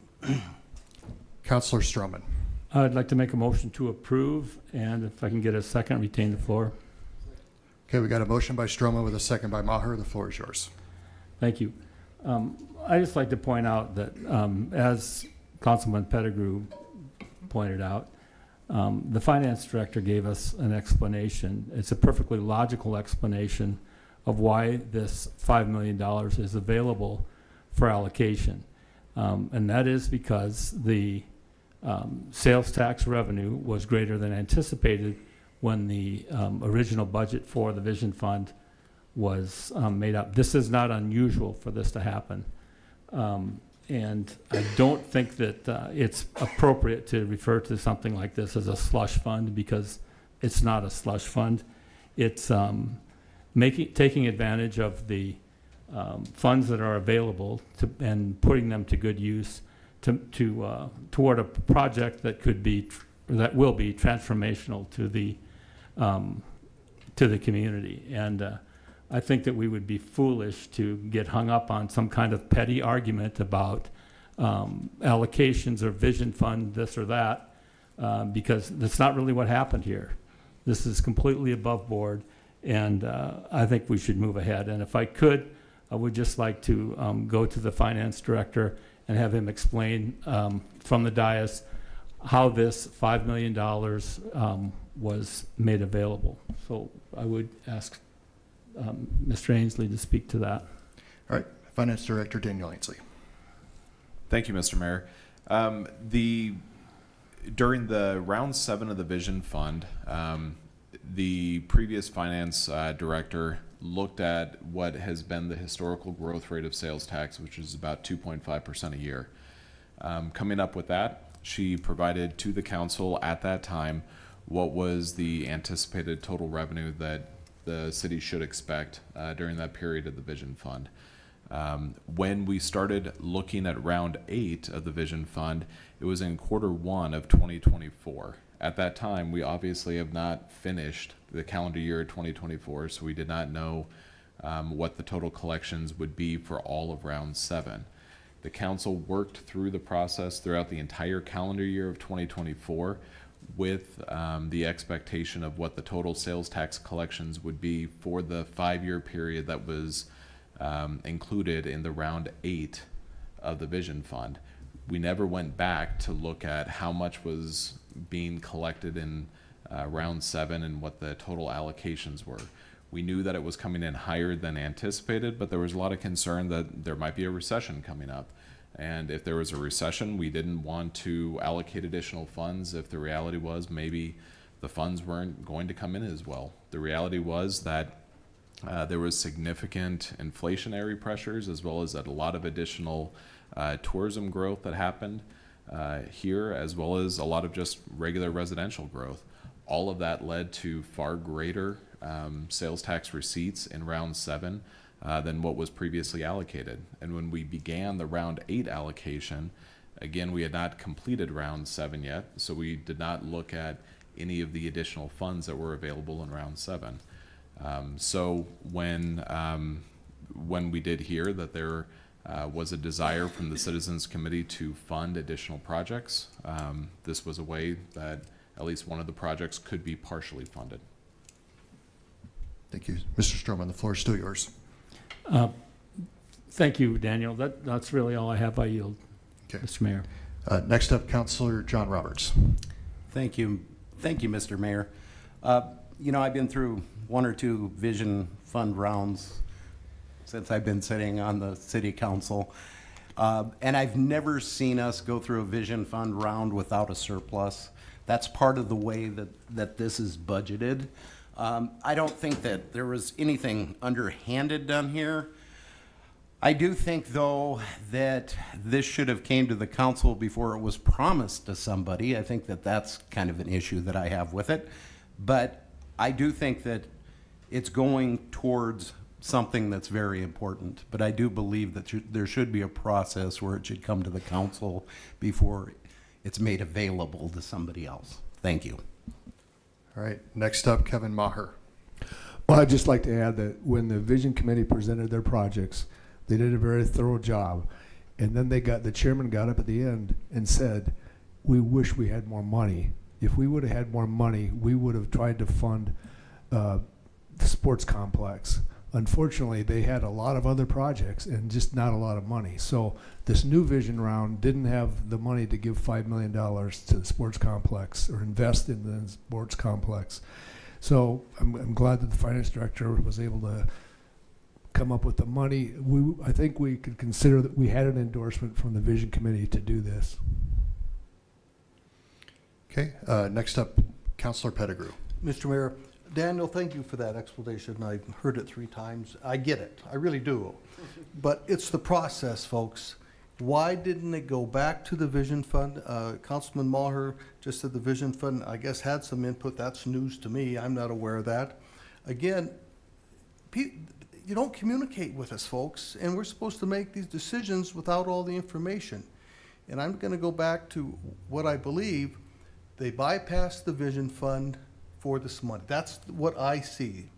Someone made that decision and are calling it vision fund. I would have rather you preferred, well, we got an extra $5 million in sales tax, let's put it towards this project instead of calling it vision fund. I think the optics is bad.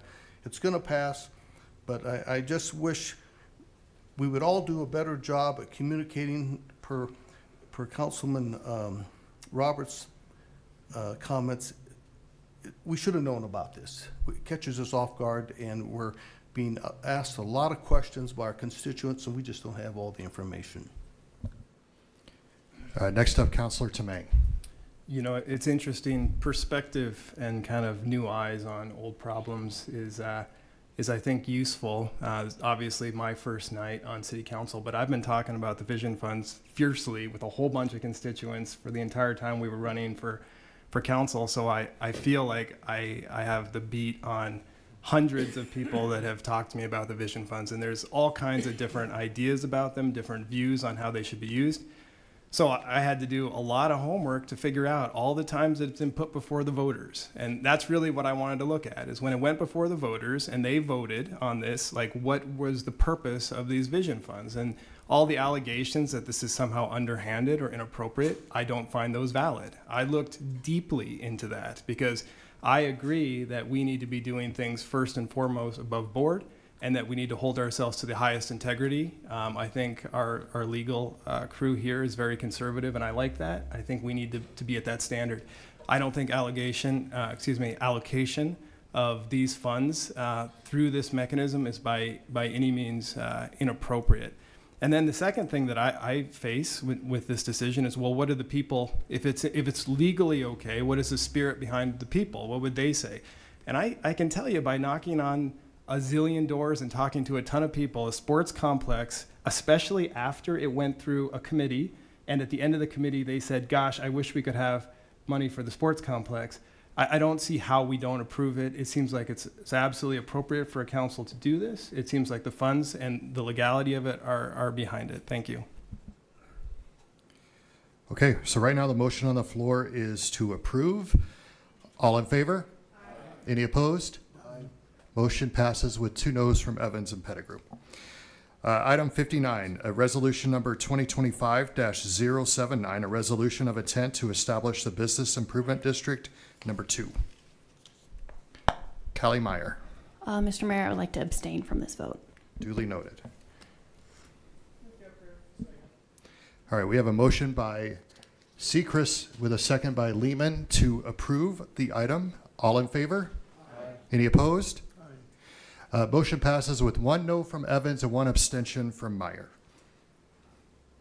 Item 60, resolution number 2025-069, a resolution creating Rapid City Destination District Tax Increment Financing District. Councilor Evans. Well, just so I can go on record, as I support all of these projects, I just don't like us circumventing the process and making it convenient to go the way that people have decided it's going to go when we already have the process spelled out. And yet we seem to just kind of be shorting that portion of this. So I'm voting no on all of these things related to this. Liberty Land, which I hope happens. The sports complex, which I hope happens. But particularly this one bothers me a lot because Councilman Wiefenbach and I, several years ago, started talking about how are we going to start funding all of these things that Mayor Allender was in opposition to funding, like swimming pools and concert halls and museums and art centers and everything. And one of the things we proposed was an area tax and a tax on rooming. And it's a great way to raise money. Now, the reality is most of the people that come into this city come to see Mount Rushmore, piece of artwork. They come for Custer State Park, recreation. They come for a lot of reasons, but only one of them is for a sporting event.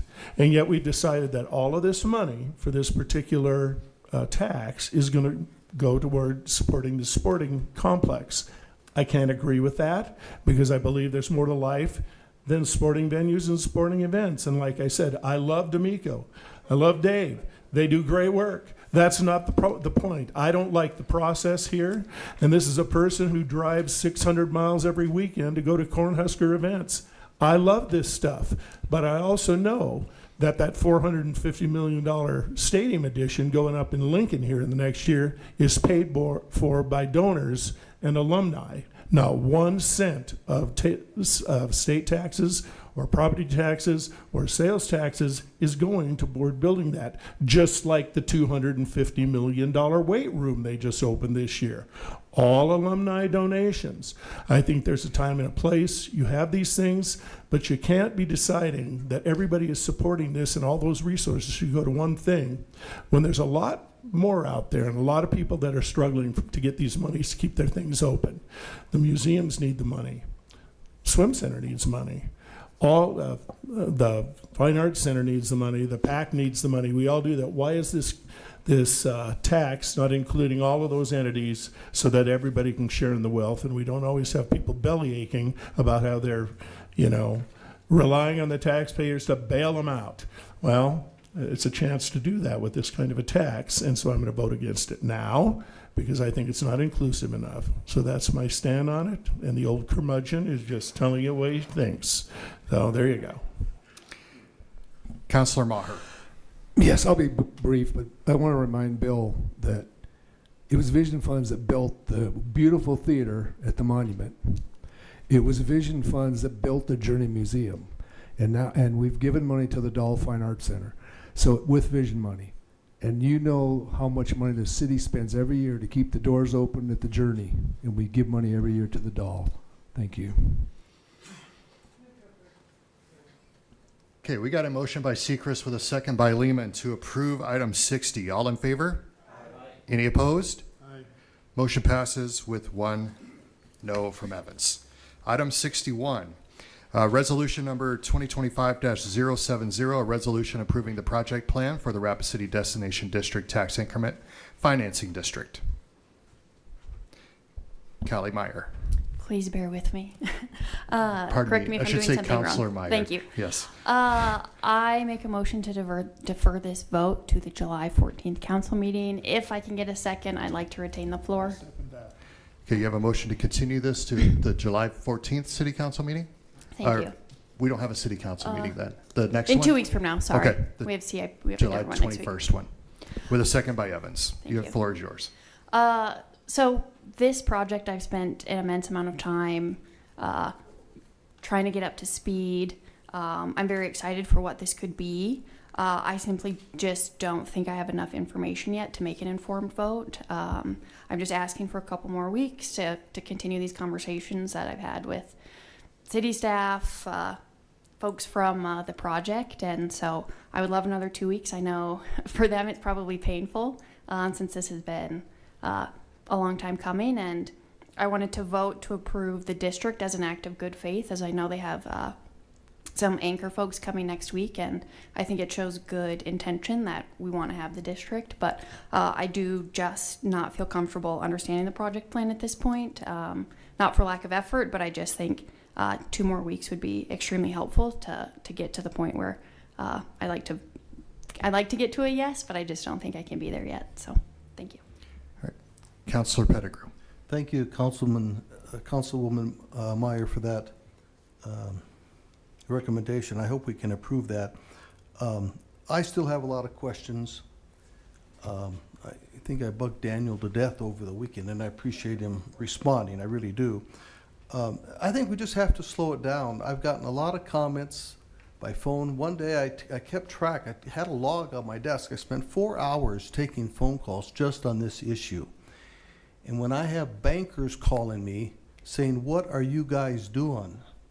When I have accountants calling me saying, "What are you guys doing?" When I have businessmen calling, when I have one of the biggest developers in Rapid City call me and said, "You guys know what you're committing yourself to." So we still have questions. I think it's only appropriate that we slow it down, give it more thought. 2 weeks is not going to kill the project. Councilman Evans and I were talking about this. It's been vacant piece of land for 150 years, 2 more weeks is not going to change anything. So I would really support us delaying this, and we can all get smarter about it. Next up, Councilor Stroman. Thank you, Mayor. You know, I've spent quite a bit of time looking through this stuff too, and I know that several of the members of the council have as well. And I guess, and I've read Daniel's emails and his explanations, and I've pored over it, and I've looked at it with people who I consider to be TIF experts and people who are lawyers and bankers, and I keep coming back to yes on this, and I don't really feel the need to go any further with a delay. But I would like to ask a question of the Finance Director Ainsley, just because of a comment Mr. Pettigrew made when he says he was asked, what are you committing yourselves to? And I'd like to have Daniel explain what we are committing ourselves to. As far as I can tell, it's $9 million for some infrastructure that we're going to pay for someday anyway, and that we're going to have regardless. So I would just ask that he could address that, Mr. Mayor. Okay. With that, we'll go to Finance Director Daniel Ainsley. Thank you, Mr. Mayor. Yes, Alderman Stroman, what you were describing is correct, that should the council approve the project plan that's presented, the council would be committing the city to complete approximately $9.5 million worth of infrastructure. That would include utilities as well as roads. That infrastructure eventually is going to be necessary as the community continues to build to the north. And there would be a repayment mechanism that would come from the city receiving just over 13% of any increment that's generated within that project area. The rest of the improvements are not a liability of the city. So the city is not committed to making any of the other financial contributions that are included in that project plan. Councilor Stroman? Thank you. I yield, Mr. Mayor. Okay. Councilor Pettigrew. Thank you, Mr. Mayor. And Daniel, to your explanation, I called you this weekend. I understand the $9 million. I have all sorts of comments. I guess I'll wait till the next meeting and hopefully we can discuss this. But just one last comment. Our economic development arm, Elevate, has not supported this. Their board did not take a position on this.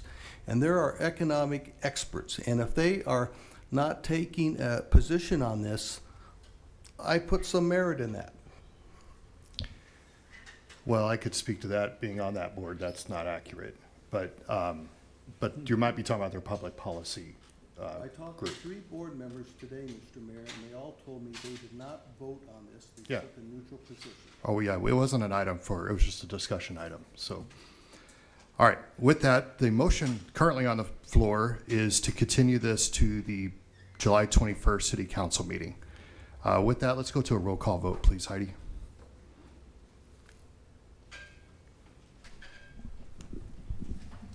Lehman. No. Maher. No. Roberts. Yes. Stroman. No. Pettigrew. Yes. Seacrest. No. Tamang. Yes. Evans. Yes. Meyer. Motion passes to continue 5-4. Okay, so we'll deal with it at the next City Council meeting. Item 62, resolution number 2025-071, a resolution creating Rapid City Catalyst District Tax Increment Financing District. Got a motion by Roberts with a second by Lehman to approve. All in favor? Aye. Any opposed? Aye. Motion passes with 1 no. Item 63, a request by Advanced Design Engineering and Surveying, Inc. for Teresa Farnsworth for preliminary subdivision plan for proposed lots 4 and 5 of Orchard Subdivision, generally described as being located at 2901 and 2911 Orchard Lane. The recommendations to approve with stipulations. Second. Motion by Lehman, second by Evans. All in favor? Aye. Any opposed? Motion carries. Item 64, request by Long Branch Civil Engineering, Inc. for Doak LLC for a preliminary subdivision plan for proposed lot 28 through Lot 31 of Block 10, Lot 1A through Lot 1B of Block 20, Lot 11 through Lot 20 of Block 21, Lot 1 through Lot 10 of Block 22, and Lot 1 through Lot 3 of Block 23 of Auburn Hills Subdivision, generally described as being located south of Bunker Drive and Cobalt Drive. The recommendations to approve with stipulations. Got a motion by Roberts with a second by Lehman to approve with stipulations. All in favor? Aye. Any opposed? All right, motion carries. Item 65, an appeal of Planning Commission's decision on a request by Long Branch Civil Engineering, Inc. for Gerald Nepper Trust for a major amendment to a planned development overlay to allow an oversized garage and a deck for property generally described as being located at 5100 Copper Hill Ridge. And we will go to Councilor Pettigrew.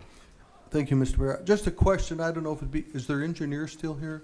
Or does he left? No, he's right there. Okay, or Roger can maybe answer this one. You two, you had said, sir, that your 6-inch pipe's going to catch the water from the garage and from the home, and it's going to drain into the street. Can we put that water in the street? I thought we couldn't put that type of water into the street. That's my only question. Yeah, so right now, we're not proposing as any sort of stormwater detention. It's a building permit addition. So this addition to the house doesn't necessarily fall under the same provisions you'd have of a subdivision regulation where you're required to create a detention cell and water quality. It's not of that magnitude. So in lieu of diverting that water onto the grass, which might flow into their backyard, what we're proposing to do is to catch the downspouts that are on the actual addition as well as the existing house on that side that would have drained into their backyard and route it out. It'll daylight in the yard of the Nepper residents, but eventually it will migrate out into the gutter line. So the idea is not to plummet directly onto the street, but to diffuse it in the yard in a location that's beyond where it's going to have the opportunity to flow into their backyard. Thank you. Okay. Next up, we'll go to Councilor Stroman. May I put the city engineer on the spot? Well, that's what he's paid for. All right. Sir. No, we have our city engineer, Roger Hall, approaching the podium. Thank you, Roger, for being a good sport. Thank you. As long as you've been sitting there so attentively, Roger, I thought I'd give you a chance to. My impression is similar to Councilman Pettigrew. My impression is we weren't allowed to allow stormwater to go out into the street from our residents. Well, the easy answer is yes, we are. It's like most houses, they can take a natural conveyance, and as the street or the drainage is a natural conveyance. So the answer is yes. Okay, thank you. Fair enough. Community Development Director Vicki Fisher would like to chime in. Thank you, Mr. Mayor. We had some good conversation tonight from the adjacent property owner that appealed the decision of the Planning Commission to allow the oversized garage, and from the engineer hired by the property owner that wants the oversized garage that submitted a drainage plan that said, we hear your concerns, we can address that. So in reviewing the plans submitted by Kale, our city engineers have determined those plans work. It shows that there will have minimal impact to that adjacent property owner with this design. Now, mind you, we don't require a drainage plan with the residential permit. That is not required. But because this one was appealed, this property owner hired an engineer, came in with a drainage plan, we've reviewed it, and it appears to work. So could it be my suggestion that we deny the appeal, meaning that we uphold the decision of the Planning Commission to allow the oversized garage, but we add a stipulation that the drainage plan as submitted by the property owner's engineer be constructed as a part of the garage addition? I'll make that motion. Second. All right, Vicki, for our records, especially for our recording secretary, can you repeat that recommendation? I was starting to write it down, but I even got lost. That the appeal of the Planning Commission's decision be denied, and the decision of the Planning Commission be upheld, and that the oversized garage be constructed as proposed with the drainage plan that was submitted by the property owner's engineer. And I can help Heidi with this. Very good. No, I think the repeat was helpful. We had a motion by Roberts. Anybody seconding that? Second. Wow. Stroman, I heard Stroman, so we're going to give that to him. But could you repeat it just for? Well, hey, Vicky. Kidding. Vicky, let's do that again. So we're just going to go back to Vicky to do that. No. All right. So all in favor? Everybody understand the motion now? Okay. All in favor? Aye. Any opposed? Motion carried. Thank you, everybody. That will take us to the end of the non-consent public hearing items, and we will move on to the bill list. With that, we'll go to Finance Director Daniel Ainsley. Thank you, Mr. Mayor. The bills tonight total $18,506,451.72. Got a motion by Sechrist with a second. Oh, with a second by Evans, and we have Councilor Meyer would like to chime in. I'd just like to abstain from the bill approval for this meeting. Duly noted. All right. All in favor? Any opposed? Motion passes with one abstention from Councilor Meyer. Do we have a motion to adjourn? Second. Motion by Evans, second by Stroman to adjourn. All in favor? Any opposed? We're adjourned. Thanks, everyone.